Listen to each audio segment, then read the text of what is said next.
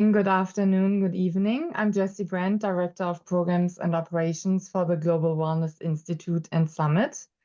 Welcome to our Doctors Inclusive Part 10. Amazing. Thank you, Nicola, so much. Just a couple of quick logistics before we start. You can select either speaker view or gallery view, depending on your preference. Please keep yourself muted when you're not speaking. I will mute everyone shortly to minimize background noise. And if you have a question or comment, please use the raise hand feature located in the participant section. We encourage everyone to turn on their cameras if you can, as it helps facilitate a more engaging discussion. This call is being recorded, and we will share the recording along with the chat log and key takeaways in a follow-up email as well with Nicola's presentation. It is my pleasure now to introduce Nancy Davis, our Chief Creative Officer and Executive Director, who will present today's program featuring Dr. Nicola Finlay and our special guest. Nancy, good morning. Over to you. Thank you, Jessie. I'm going to watch my, make sure I'm not muted. Okay. You are not. The Doctor is Inclusive series was born of our collective desire to educate ourselves about the challenges facing underserved communities with respect to health, wellness, and to learn what we as a passionate, committed global industry can do to lead change. And no one leads that change better than Nicola Finlay. Nicola is a physician, board certified in internal medicine, fellowship trained in integrative medicine, and she runs a boutique consulting business which focuses on health disparities, employee wellness, and women's health. Nicola uses the language of respect to talk about some of the most challenging topics of our time. She serves on the advisory board of the Global Wellness Summit, and we're thrilled that she leads the virtual series for us. Nicola will introduce her guests in just a moment. I will just say this doctor is most certainly inclusive. Please welcome Nicola Finlay. Thank you, Nancy, for that warm introduction. And thank you to Global Wellness Summit. It's just lovely how we continue to have these webinars and such interesting conversations. And I'm looking forward to today's conversation. I'm going to go ahead and share my screen. We will be talking today about fostering a sense of belonging in the workforce with two esteemed guest speakers. I'll just talk about the flow of our hour conversation today. I'll introduce our two guest speakers. I'll do a short PowerPoint presentation. We'll have more conversation with our guest speakers. And part of this webinar is hearing from the participants. At any point, if you'd like to put a question in the chat, feel free. I will invite the participants to share a story, a question limited to 1 minute, and then we'll continue our conversation with our guest speakers. I have the honor to introduce our guest speakers, and I will start with Tanya Odom. Tanya is a renowned global consultant, advisor, coach, and thought leader on diversity, equity, and inclusion, impacting organizations and communities worldwide. Tanya is currently an adjunct professor at Columbia University's School of International and Global Affairs. Entrepreneur magazine featured Tanya as one of the 3 women entrepreneurs who unleash their energy for the greater good. We're excited to have Tanya as one of our esteemed guest speakers. Now I'd like to introduce Matt.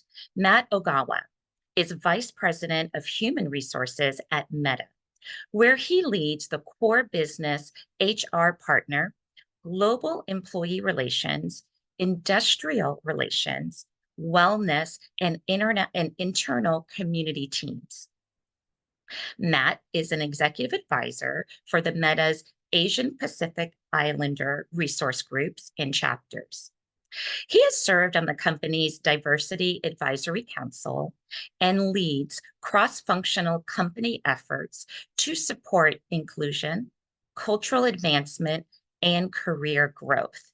I will stop sharing my screen so we can see our esteemed speakers. And I'm going to start with just some basic conversations so they can paint a picture for us around sense of belonging. I want to get to know our speakers a little bit more, and then we'll take a deep dive. Tanya, I'd love to start with you. Could you please define for us a sense of belonging? How is that different from just fitting in? And how is that different from inclusion? Sure. Thank you, Nicola. First of all, thank you everyone for joining us. It's different times of day and night just by looking from where you're all calling in from. So I appreciate that. I want to say, and I talked about this in the prep call, I will definitely give you a definition. If I had to say my first reaction, I think particularly thinking about within the context of wellness, Maslow described belonging as a human need, right? Part of the Maslow hierarchy of needs, a human need. But I want to expand it a little bit. And I said this to Nicola in our prep session. Sometimes we think of belonging as sort of this piece out here, that we can create a sense of belonging, but that we don't set up other things before that. And so Arthur Chan, who's a diversity thought leader, who, if you don't follow him on LinkedIn, he's fascinating. He frames it like this. He says, diversity is a fact, equity is a choice, inclusion's an action, and belonging is an outcome. So I would say belonging is an outcome of sort of how you create a space where people feel like they can come into that space and be themselves. So interesting about your question about fitting in versus belonging. Actually, Brene Brown says, how many of you are fans of Brene Brown? Right. So Brene, many of you may have heard this already then, but Brene Brown actually says that fitting in is the opposite of belonging. If you're asking me to fit in, you're asking me to do something or maybe take away a piece of myself or not show up as my full self. Whereas belonging is sort of my full self. Yes, I can definitely put some things in the chat when Matt starts talking. And I also actually posted on Threads several different pieces of research that I'll be referring to. So we can come back to that. I want to just read you two more definitions because I think they give you a total picture, and then I'll turn it back to Nicola. So John Powell and the Othering and Belonging Institute uses a definition or language that says belonging confers the privileges of membership in a community, including the care and concern of other members. Right. So again, connecting to this wellness piece, thank you, Nancy, for talking about the connection piece. And of course, those of you who follow sort of other topics that are very important in the workplace now, there's an obvious connection to psychological safety, right? And being able to speak up and be who I am. Last piece here, and I did share this on Threads, the NIH, one of the research papers that I read, I just thought this language was important as we talk about it's not this fuzzy sort of nice to have thing in the workplace. So the article talked about belonging is a fundamental human need that predicts, and this is key, and we'll come to this later, numerous mental, physical, social, economic, and behavioral outcomes. So notice that language of outcomes again. So I would say we can't just say we're going to start with belonging. We have to set up the container. We have to set up the parameters. We have to set up the environment where a bunch of other things are in place. So that's how I would define belonging. Oh, wonderful. Thank you so much, Tanya. It's so nice to hear different ways to think about it. And I saw Matt shaking his head as you were talking about, the research. So I'd love to hear what Matt has to say. And then also, Matt, how has sense of belonging, that concept, evolved in the workplace? And why is it so important in the workplace? I know you work at Meta, but you've had a wide experience, vast experience that you can speak to, not specifically Meta. Yeah, no, thank you so much. Good morning, good afternoon, good evening to everyone. It's so nice to be here. And Tanya, it's so funny to hear you talking about posting on Threads, which we appreciate. As everyone knows, Threads is part of Meta. I'm actually sitting in the Threads building right now. So it's really funny to hear you say that. But plus one to everything that you said, Tanya. I think those quotes are so important to the work that all of us do and care about. And for me, and where I think it's important from a business perspective is, I grew up as a child in the U.S. in the 70s and 80s, And wellness back then just wasn't something that was talked about. It's what I know of it to be today is something I've always felt or needed. But it wasn't until it became part of common language that I think we really started to pay attention to it. And so I work in tech now. I've worked in nonprofit. I've worked in corporate retail and retail. I've worked in the US. I've also worked in Asia. And this conversation, when I first got into the workplace, wasn't part of the conversation. I should say the topic wasn't part of the conversation. Now I'm seeing it be sort of in the front and center of a lot of the conversations we have, because I think employers, no matter where you work, are seeing the value and importance of keeping a close eye on the wellness within their culture of the whatever company or organization you're a part of. And it's not just important because it's a check the box thing, which is great, and it's not just a thing that is something that oh, I'm going to say this because I feel it's important, but I truly feel that this topic is something that people are bringing up because it is necessary, because we're all human, and it's something that no matter who you are or where you work or where you reside, it's something that is top of mind for so many people. And in the work that we do, we can't have a productive workforce or a happy workforce or a workforce that feels like they belong and love the work that they do unless wellness and caring for ourselves is first and foremost. We've talked about this in so many companies, including the one I work for now, where sometimes when we talk about different strategies or roadmaps or projects, the first thing we talk about is how are we going to care for employees, or how are employees going to feel cared for, and how do we think about wellness as part of the topic. So that is being woven into strategies. It's being woven into project roadmaps. It's being written into the culture and the things that make up each of these companies. So I've seen it go from I knew what it was, but didn't really know how to talk about it, to front and center at the table, top of the list within a list of topics, which is great.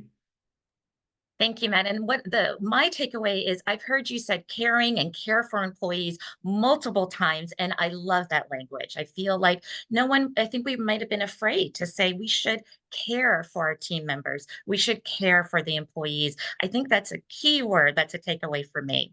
So I want to get to know both of you a little bit better, and we can all get to know you a little bit better. Matt, I'm going to start with you. How did you get involved in HR?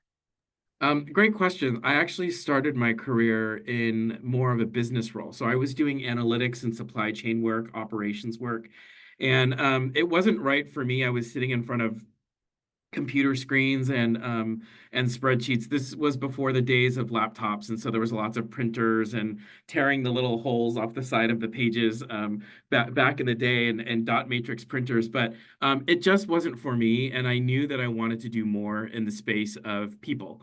And so I'll be honest with you, when I was in college, I didn't even know what human resources was. And then as I got into my career deeper, I thought human resources was either you're a trainer or you're a recruiter. And I didn't know that there was all this other stuff that sort of would fit under the HR umbrella. I started to learn more about it because about 4 or 5 years after I graduated college, I took a seminar workshop similar to this, where we were talking about the importance of HR in organization. At the time, it was large organizations. And it just struck a chord in me. And I said, I want to be part of that. I want to be someone who helps keep a laser focus on things that are all things related to people. And so I had no degree in human resources. I had no work experience in human resources, and I had just learned what human resources meant. And so I actually found a mentor randomly at a networking event and said, would you be willing to meet with me here and there to learn more about what human resources is? And we agreed to do that for a year. And so it's for the first 3 or 4 months, I would ask her a ton of questions. She would give me the answers. Then I actually started to help her with some projects just on the side, on top of my my day job.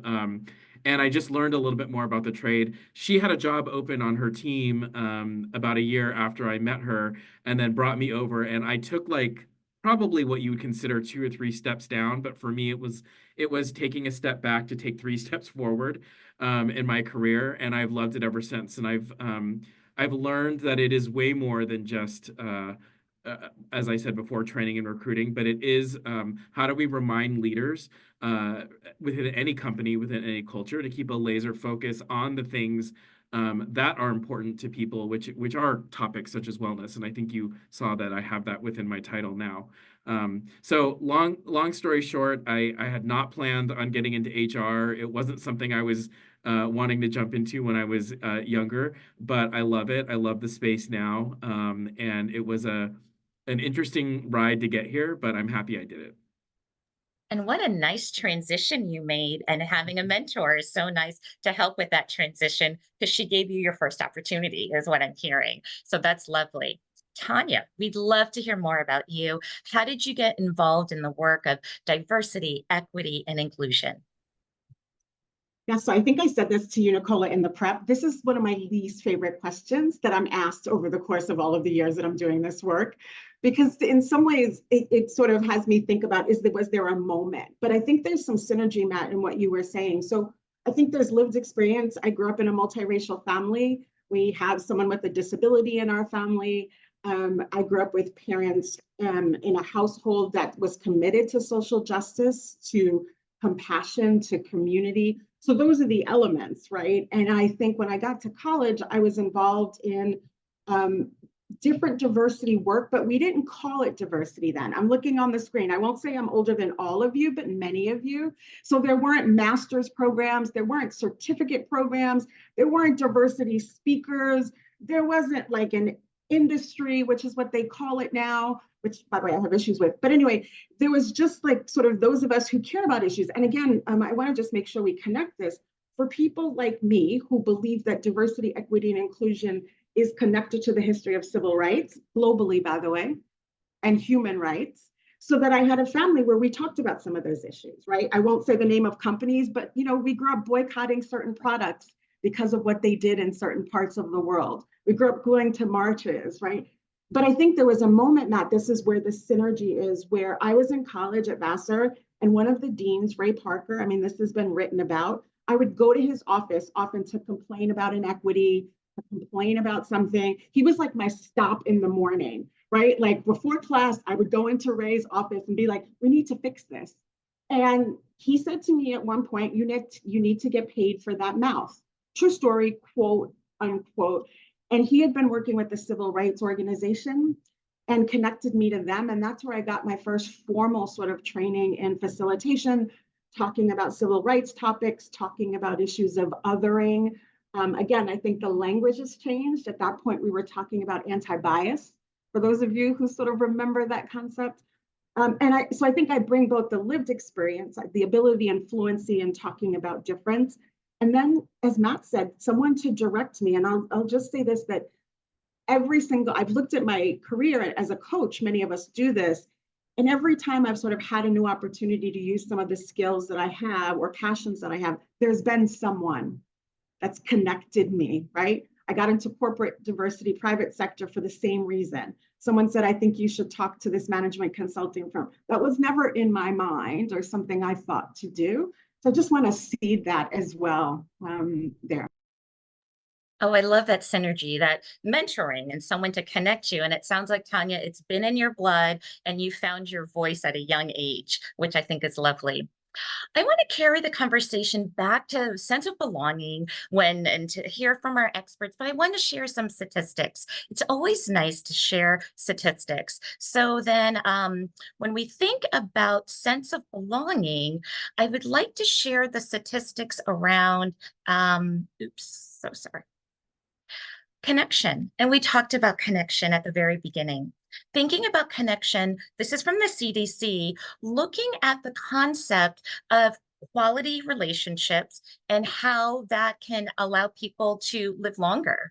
In addition, healthier lives. We've been talking about wellness, impacting and reducing chronic conditions like heart disease, also diabetes, mental health conditions. So I think it's important for us to be aware of that. And then what do we think about when we think about workplace wellness? We could look at this framework.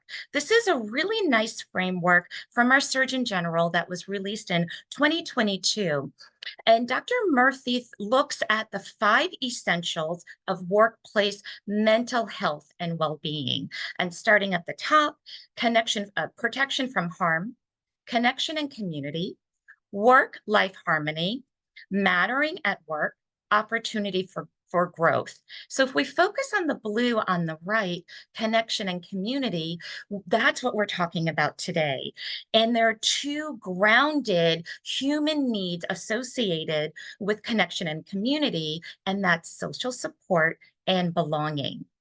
And if we extend the conversation, looking at a survey of 2,000 adults in the workforce here in America from 2024, and this is a survey from the American Psychological Association, it's looking at team members or employees who feel isolated, who feel lonely. So perhaps they might not have that sense of belonging that we're talking about. I thought I would highlight this based on age in terms of demographics, the largest percent in the youngest age group between 18 and 25.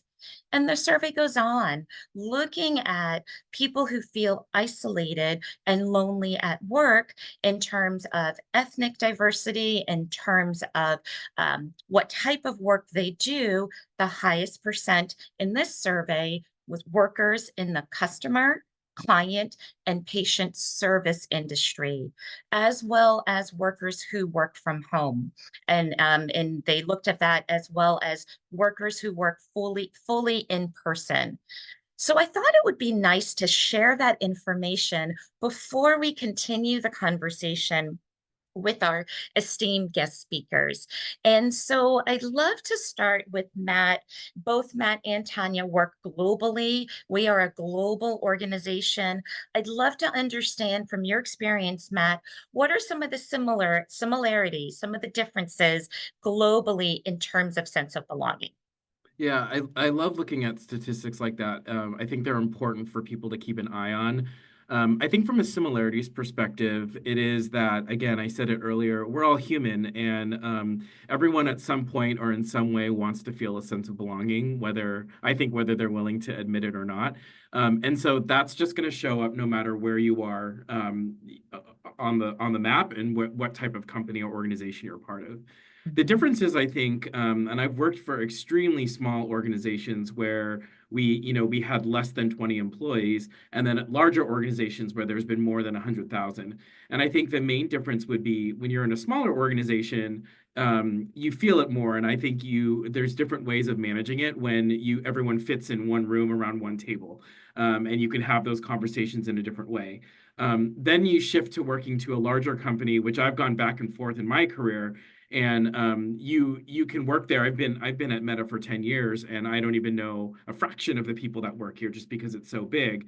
So then how I think about belonging for myself or even our employees is very different, because you're not going to be able to hit everybody in the same way with the strategies that you would in a smaller organization. So I would say, it's important for us to keep focus on belonging, no matter what size of organization or where we are in the world. But the how is going to be very different, and making sure that there's a focus on what that is extremely important, no matter where we are, where we fit. And it's really the commonalities and similarities that I'm really hearing. Tanya, I know you've also worked globally. I'd love for you to weigh in on the conversation in terms, since we're a global organization, similarities and differences. Then I'd love for you, Tanya, to also share about thinking about sense of belonging in different levels of the organization and how that impacts sense of belonging. Sure. Well, I think it depends on the organization. It just depends on the demographics, right? So I was talking to someone in a people function in the Asia Pacific region this week, and we were talking about diversity and what diversity looks like in that region, in that organization. And they were talking about the fact that they were looking at benefits. I found this fascinating, health benefits for parents versus, say, for children, because more of their demographics actually were dealing with issues of elder care than they were issues of having children, right? So the sense of belonging was, you're hearing me, you're not just having these benefits that is a one-size-fit-all model, but you're actually thinking about what I might need in order to show up here and be my full self. So I think it really depends on where you are. I mean, I think we've seen, and this connects to your comment about your question about trends. We all experienced a collective trauma during COVID, right? The pandemic and the way in which our different countries dealt with the pandemic also birthed different strategies around well-being and ways to help people feel like they belong. Some were really strong, some were not so strong. And I think what we're seeing now is a continuing conversation in the wellness space around how do we really make this and connect this to the people that are here, right? Not just an app, not just a program, but what are the needs of the people that are in front of us? And I think I just want to side note that this week there's some really important data that's come out from McKinsey and Lean In on women in the workplace that if you haven't seen, I would recommend you take a look at. But what that does is that gives us data to say, what are people needing, right? And I think that's going to determine what a company does. I think from a trends perspective, you mentioned something, Nicola, that I want to just highlight. I think the generational differences in the workplace, which is an aspect of diversity, that's bringing up different ways of addressing wellness. What does wellness look like for the different generations in the workplace? What are people asking for? I will also say that I think about the issues that we're talking about in the workplace that weren't like menopause and grief, and how these were topics that we didn't see connected to wellness or connected to the workplace. And now we're seeing whole conferences and discussions and training and education for managers and leaders. The other thing I wrote down is a couple of things. One is, then how do we do this in a hybrid work environment? So we were all talking before you got on about, some of us are in rooms very early in the morning. I am home. I had to clean parts of my apartment before I let you all in. Like 80 of you are now in my apartment, right? So what does that mean in terms of wellness for people? Is that stressful? I could have blurred my background, I often do, but just thinking about what that means and what it looks like. And so you talked about the levels, and I just want to highlight this. This could be a whole discussion in itself. Oftentimes we've spent a lot of time focusing on the onboarding, the beginning part of an employee's experience. And what that doesn't do, particularly for some of you who may have been the only of whatever you are in the workplace, it doesn't deal with some of those executive level sort of issues. And I can just say, again, when I start working in diversity in the private sector, I was working mainly on Wall Street and in the financial services industry. And, there were women who were at a table and in a place with all men. Right. I worked in one of the executive cafeterias in one of my client offices on Wall Street. I could not get into the cafeteria unless I wore a skirt. Right. That's an onlyness experience. And I think what we're seeing is we're doing better at saying, what do people need at different levels of their career or different levels of the organization? But I think we're still missing a little bit some of the executive or leadership strategies, because actually, when you look at the research and strategies for creating a sense of belonging, inclusive leadership self-awareness, all of that's a key component to all this. So I think we could probably do better at that leadership level. That makes sense. And that's the feeling the only is so hard. Thank you so much for sharing that. And, you brought up that idea of different levels of the organization and generationally. I was surprised at that study that I shared that the younger demographics had a lower sense of, in this particular study, of sense of belonging. Matt, I was just curious what you've seen in your career, not particularly the company you work for, in terms of demographics, in terms of age, in terms of underrepresented, whether it is ethnicity underrepresented, LGBTQ+. So I'd love to just hear from you and then Tanya, and then we'll open it up to questions. And I see some questions already. But Matt, I'd love to just understand your thoughts about that in terms of different demographics and then that sense of belonging.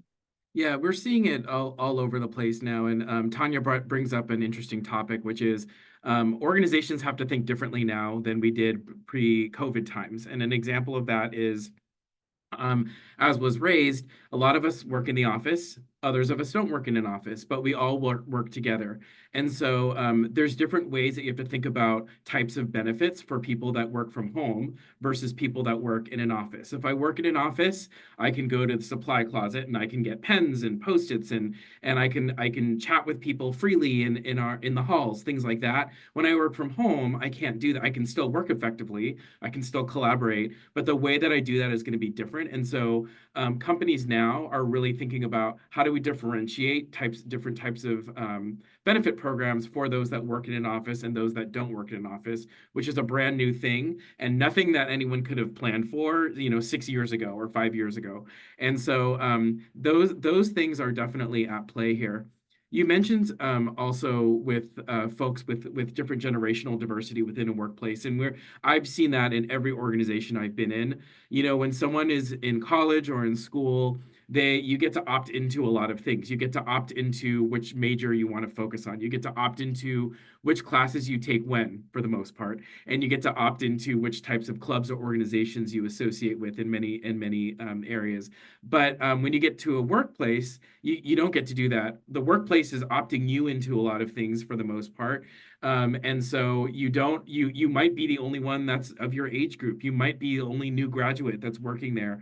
And that can feel very lonely for someone who's used to, for however many years, opting into things on their own. And so when we've talked to in different organizations, and when I worked in retail, which would include our store populations, those are a lot of 18-year-olds and high school kids that are working there. And you would see that as they made it through their career from a high school student to a college and then working in a corporate office environment, they went from feeling the pride of, I love this company, I feel like I'm part of the DNA here, to now I'm in this, nobody ever taught me how to work in an office, and it's not like going to class and clubs anymore, but it feels different than it did in university. And I don't know how to operate, and I feel completely left out, and nobody's giving me the guidance I need. I will share, even just personally, the reason why I have such a lens on this is if it's not obvious, I am Asian. I grew up a fourth generation Asian American in the US. But I also had a huge battle right out of college with anxiety, depression, and mental health. And that was because I think of what I just spoke about. I was thrown into a work environment and a job that I didn't like and a job that I didn't know how to do. And there wasn't any way for me to really navigate that on my own. I felt extremely lonely. And it caused a lot from a mental health and wellness perspective, which is, I should have said earlier, one of the reasons why I care so much about helping people through this now that don't speak the language and don't know what they don't know. But what I would say is, sort of to wrap up on the answer here, is when I first got into HR, now over 20 years ago, we talked about sort of, I would call more peanut butter approaches, where you just take this thing and you spread it across everybody, and some people get it and some people don't get it. Some people like it, some people don't. Now what we're doing is we're really differentiating in the industry types of programs that we offer, so that there's a lot for a lot of people, and it's not just the peanut butter approach, which is great. I would say the industry isn't there yet, and we still have a lot of research and data to look into, particularly for the type of working environments we have now in being hybrid, and having wellness at the front of the conversations.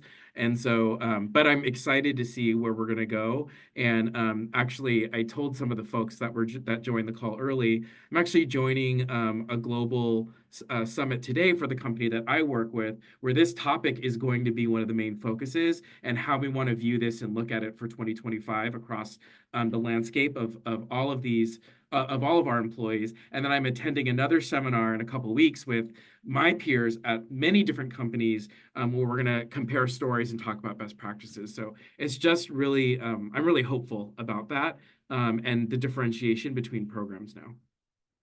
It's so nice to hear. I'm glad we've moved away from your peanut butter approach. I really like that analogy. I want to open it up to everyone, but I want to make sure we really hone in on diversity, equity, and inclusion. And Tanya, when you and I spoke as a prep for this, we talked about, we can't have a conversation about sense of belonging without thinking about underrepresented people in the workplace, whatever that might be as a diversity identifier. And we have so many different diversity identifiers that allow us to be that intersectionality. Tanya, I'd love for us, if you don't mind, to kind of start the conversation and how you think about diversity, equity, inclusion being part of sense of belonging before we open it up for all the questions. Sure. I mean, I first want to say, Matt, I've never heard of peanut butter approach either. So thank you. And it totally, I saw smiles, like it just makes sense. It's a visual too. So thank you for that. I mean, I think there are two things I want to say. And one of them is that if we really are honest with ourselves, we know that a lot of the organizations, most organizations, were really not created for the diversity that exists right now. Right? They were created for oftentimes men predominantly. They were created oftentimes for white men predominantly. They were created for people who were educated. Again, education's an aspect of diversity, being a first generation's an aspect of diversity. And so if we acknowledge that, then that means that some of the ways that these organizations operate and systems were not made to be thinking about all of us, right? And so as organizations have evolved, or as sort of they've grown, they've had to start thinking about us and different groups of us that are entering the workplace. I will say one of the things that happened during the pandemic was organizations were pushed to think about well-being, particularly mental health, and what that meant if I was truly going to offer mental health support and services to people who were diverse. What did it mean to LGBTQ, for example, people in different parts of the world who wanted to speak to perhaps a therapist or a wellness coach who was going to help them? And this began to sort of, I mean, I watched it happen. I watched sort of employee resource programs and employee assistance programs all of a sudden become these incredible resources of diversity of practitioners, of diversity of doctors. All of these things came out. I think the other thing I think we have to think about, I put in the chat the report from Copewell on the power of belonging in the workplace. And if you look at that report, it says exactly what Nicola was talking about. And it looks at sort of how different groups, generationally, racially, gender-wise, how they rated their sense of belonging in the workplace.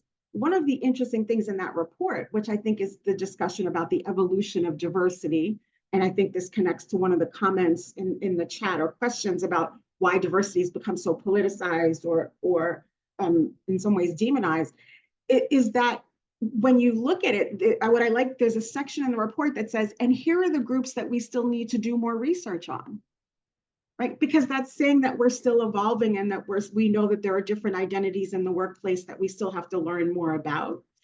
I think the other thing that I sometimes push back against is this work, diversity, equity, and inclusion, as I said before, is directly connected to civil rights and to the history of each of the countries that we're calling in from. Right, so I can talk about America. I do a lot of work in Europe. I've lived in Mexico. I can talk about those places. We can't decouple it from the history. How did we deal with groups who are underrepresented or historically marginalized is the language that I use, right? Like, how did we deal with the entrance of women in the workplace? I think we have to do that.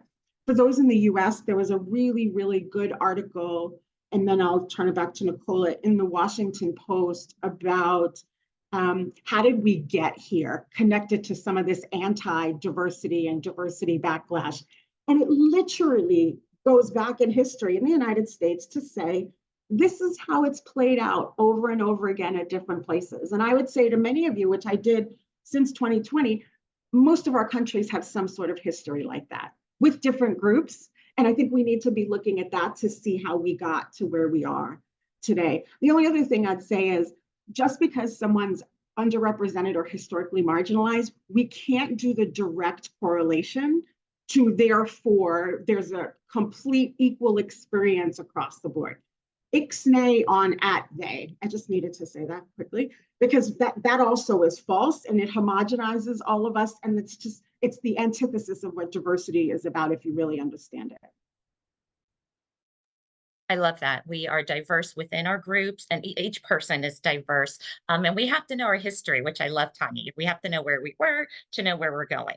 Now let's open it up to the participants. At the bottom of your screen, you'll see the opportunity to click the button that says raise hand. If you don't, if you would like to speak, you can raise your hand. I'll time you. I'll give you a minute to share or to ask a question of one of our speakers. Or if you'd like, you can write it into the chat. We'd love to make this interactive.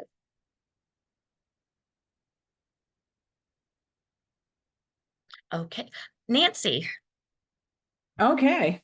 I do have a question, and that is, first of all, it's a fantastic conversation, and language is really important. And I think we all agree it's like incredibly important these days. And it seems to me that the phrase human resources it's time for a change. I feel like it's old and outdated and has a tendency to kind of commoditize people.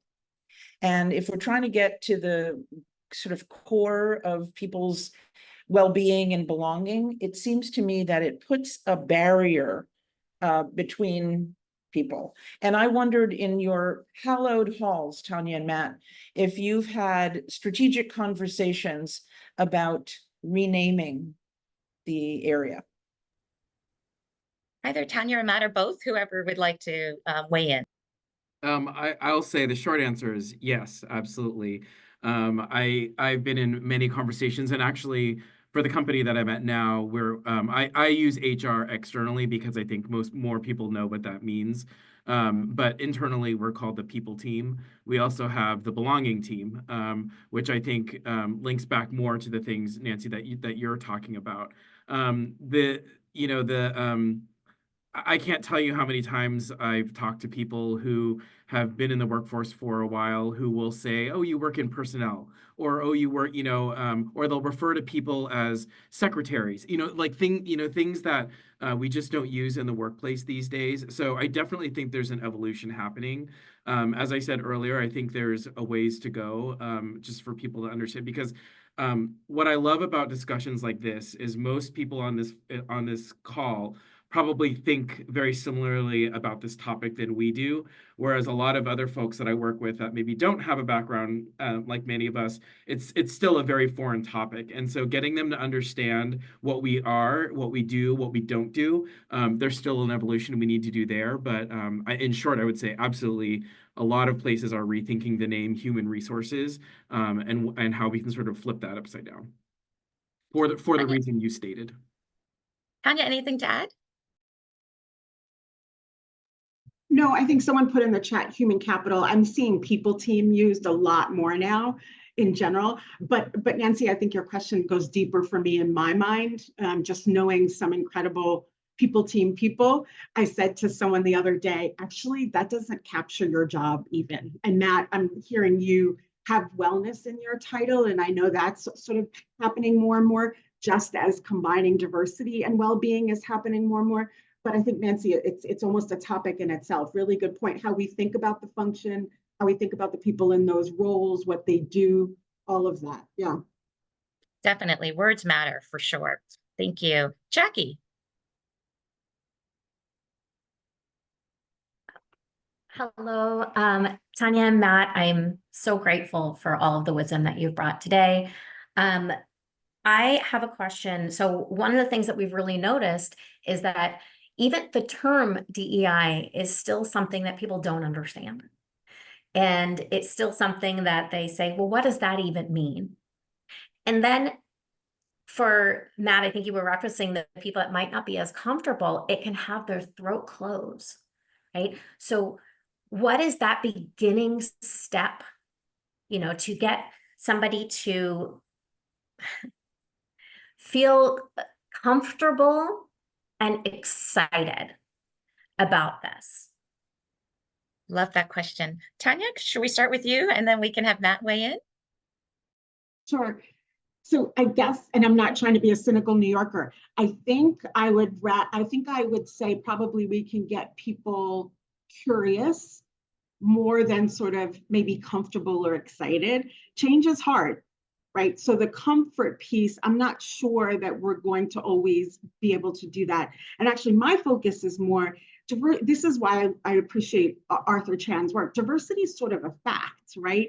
And I think sometimes, at least my experience in the last couple of years, where there's been this growing trend against diversity, right, against the concept, is to make sure people understand what it means. And I think there's some really interesting work.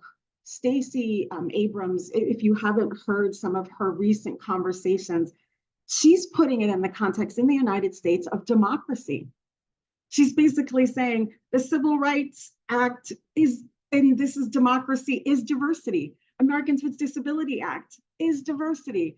Equality for All Act is diversity. So when you help people reframe the context to get them to see that it's about them. And the other thing is, and I know I throw out a lot of titles and then you're going to ask me and I don't remember, so somebody else will remind me, but looking at work like Heather McGhee's work, right, who looks at how some of how some of these things impact all of us, to me gets us away from diversity as a zero-sum game. And that means that if you're giving me more rights, or if you're giving me gender neutral bathroom stall, that therefore something's being taken away from you and you are no longer seen and heard. And I think that's where we have to move away from. Moving away from zero-sum game is one, helping reframe it to include everyone, and understanding that we don't all have the same experience, right? I think it is, for me, part of the conversation. Makes sense. Matt, anything to weigh in? Plus one to all of that, I would say it's a tough conversation to have with people, but I love what Tanya said, and I feel the same way about I may not be able to change everyone's mind right away, but making them curious is important. And for me also, to make people realize diversity isn't about everyone else. No matter who you are part of that equation and part of that sum. And I try to remind people that it's not about what others want or what others need or what others think we should do. It's what you also want to, no matter where you come from. Everyone brings a different type of diversity to the table. So I would just say that that's the other thing that I put in there. So, but thank you for the question, Jackie. Wonderful question. Chloe, I saw you had your hand up and now the hand is not up, but I would love to be able to have you ask a question, Chloe, if you're still there, but if not, I'll go to the questions in the chat. Chloe, are you still there? Okay, I'd like to go to the questions in the chat. The question from Auri is, how do I help my team evolve in their thinking? If I were to present people team or belonging team, how would I ensure that it's not just performative, but the spirit of the organization also feels more human? Great question. I don't know who wants to start with that question, answer your thoughts, Matt or Tanya. I'll go. It seems like we're doing the back and forth thing, so I can go and jump in here. Yeah, it's I've had to have these conversations many times in my career as well. Sometimes it sticks, sometimes it doesn't stick. What I like to say is educating people on why it's important. That we not, I love what Nancy said earlier about why the word human resources can be very limiting. And what I tell people is, let's decide what we want to stand for as a department or as a team at this company. And then we come up with what that is, and then reflect back and say, do the words human resources actually reflect what we want to stand for? And actually, every time I've had that conversation versus me just coming and saying, I want to change the name, I think we should change the name, people get behind it and go, yeah, actually, that doesn't represent what we want to do. We want to represent people. And also what I tell people is human resources, this is just a personal viewpoint, is more a reactive name of we're here and we're a hotline, or we're something that you come to when there's an issue. But human resources these days is a lot more proactive too. So we want to be upfront. We want to be ahead of things. We don't want to wait for people to call us. We want to reach out to people. And so we don't want to just be a resource that people come to. We want to be something that is for and created for people and everyone within an organization. So that's how I typically have approached it and have largely had success with it. Anything, Tanya, to add? Yeah, I think language is so important. And Nancy said this, and not but. My mother said, if you say but, you negate everything that came before. So, and I think that we get caught up in language sometimes without talking about the why.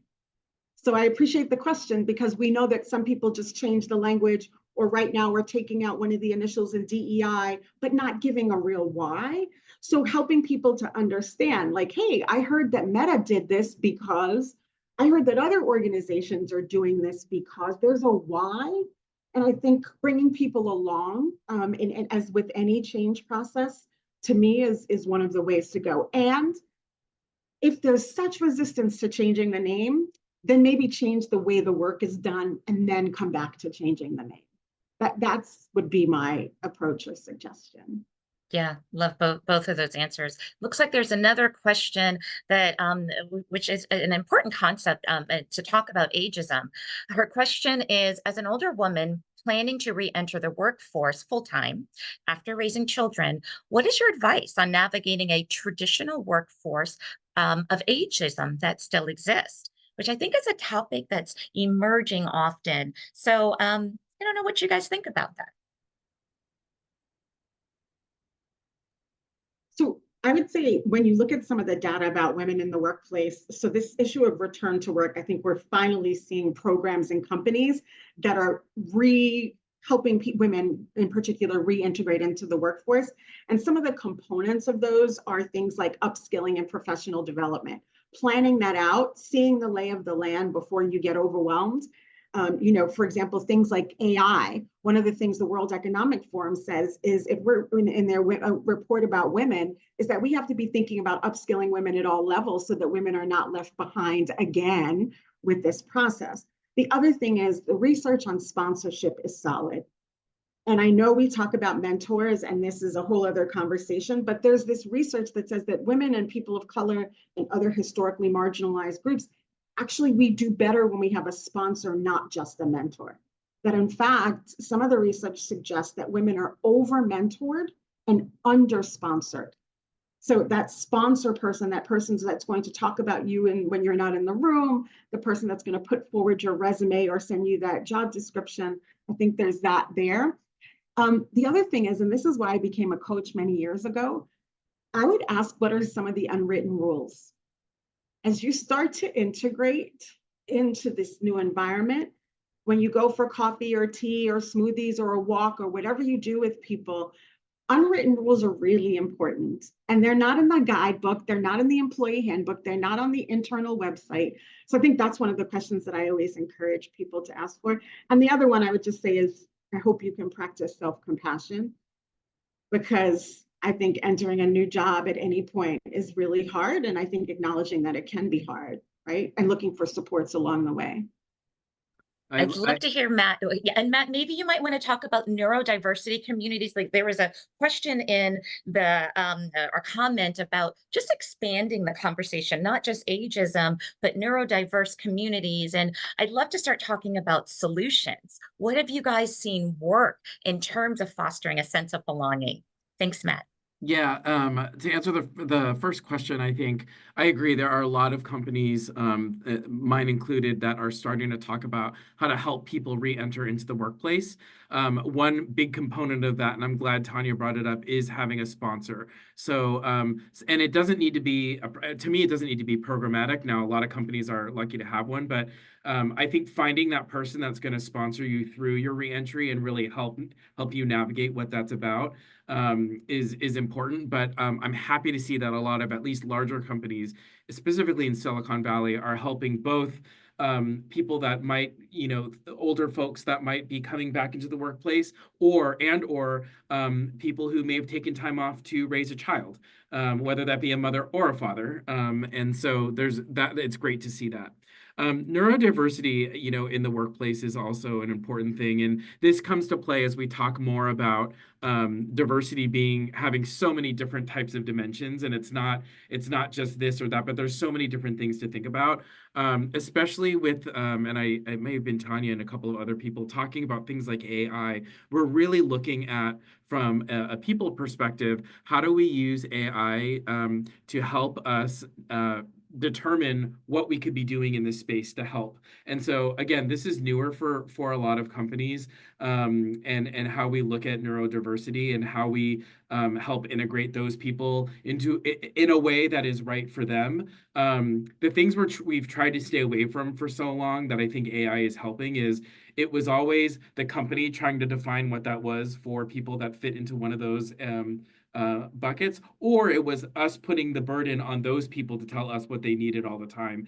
And so AI is is in my mind a way that's helping us come up with solutions or ideas of how to tackle this issue, that is not putting a burden on the people that fit within that category, which might be neurodiversity, or having other people come up with programs for that may have zero experience in that space. So I don't have too many specifics to share at this point, but it's funny as we talk about some of the summits I'm attending, this topic is one of the top 5 topics that will be discussed as part of that. And it's great to hear thought leaders from all these corporations come together to talk about how we want to integrate that into our workplaces. Thank you so much. It's so nice to touch on so many topics. I'm mindful of the time. I'd love to have Nancy have an opportunity to say something before we close up, but I also Nancy, want to give Matt and Tanya an opportunity to maybe share some parting words with us, especially around solutions. Matt and Tanya, someone put in the chat, what have you seen that's impactful for sense of belonging? So you can, think about that, guest speakers, but I want to turn it over to Nancy before I give you both an opportunity for last words. Thank you so much, Nicola. This is a very unique and powerful moment. One of the things that we do as an organization to further the issues that we are discussing today is we have a scholarship program, a Susie Ellis Scholarship for Equity and Inclusion. And we had this is a scholarship that brings people from underserved communities to the summit, to our Global Wellness Summit, to experience everything, participate, network, meet people. It's an incredible thing. And we bring people who are already involved in some way in the wellness industry in their communities. And this is just an extraordinary moment because, first of all, a lot of thanks go to people like Katrine Formby, who is on this call, who donate to this scholarship fund and make this possible. And while we were on this call, we let somebody know, we let the recipients, this year's recipients know, one of whom was on this call. So Anna Petrova, who from the Ukraine, is one of this year's recipients. She found out while on this call, we saw her go off video crying and coming back, but it's just an incredible moment to honor this project, honor Susie's commitment to this, Katrine and others who donate to this, and then have a recipient. We had over 300 recipients this year from over 50 countries. And so Anna, welcome to the family. If you'd like to unmute and say hello. Oh my God, thank you so much. I'm so emotional now and very proud, and I'm just very grateful. First of all, this topic, belonging, is so important. And this year I just feel how it's important for me and how to be part of the global, society, global community, and feel this belonging, that you are not just alone, and especially now what we are going through. And as a leader, as a woman leader, I'm very much into work, leadership, all of that. But even each of us as a leader always dream about community that can support. And I'm very, very grateful for that. So sorry that I'm crying. I didn't. Oh, no, that's okay. And we're going to turn it back to Nicola, but we could not let the moment go by. Jesse, who's been very involved, Nicola, who's very involved. We just wanted to say welcome. So Nicola, back to you. Thank you. Welcome, Anna. I'll see you in Scotland. Just congratulations. Just for the parting words, Tanya and Matt, maybe 30 seconds each. Tanya, I'll start with you. Any last words you'd like to share with us? Yeah, I think some of the research that's out there, I think you can see some of the strategies. I don't want you to leave thinking there are no strategies. I would say you have to know what are some of the barriers. And so I would highly suggest, which we're seeing, adding more belonging questions to engagement surveys, to equity surveys, to climate assessments. understanding what are the barriers to belonging in the workplace is one of the ways to address it. The other thing I'll just say is those of us that believe in this work know that it's a change process and will not happen overnight. And so it's sticking to it and sort of continuing. Thank you. Love that. Matt, yes, thank you. Sure, and I just wanted to send a thank you to all of you. I think the world is a better place because of people like all of you doing the work that you're doing. I was scrolling through the pages of screens here and seeing some of the titles and just the huge impact that practitioners such as yourself have on the world and on people in such a positive way is not something that can be taught or forced, but you all do it because it's a passion. And it gives me such energy to start my day this way. So thank you to all of you. And I hope that all of you continue doing all this great work. Oh, thank you both to Tanya and Matt. I will pass it over to Jesse for a warm thank you. Well, thank you everyone for joining us. Oh. Susie, I saw you unmuted. Would you like to say some words quickly? No, I'm going to pass because of time, but thank you all. And I think that I'm going to say what you were going to say, Jesse, is that maybe we can unmute and give a round of applause to Matt and Tanya and Nicola. Thank you, Susie. Thank you so Thank much. you, everyone. If you can unmute. Thank you, everyone. Thank you for joining us. We will send the recording and the important information shortly, so everyone will get this special moment again. Thank you all. Thank you, everyone. Thank you. Thank you, Matt. Thank you, Tanya. Bye. Thank you, Nancy, Susie. Thank you, Jesse. Bye, Thank you, everybody. Nicola. Yeah. Thank Bye. you. Bye-bye. Bye.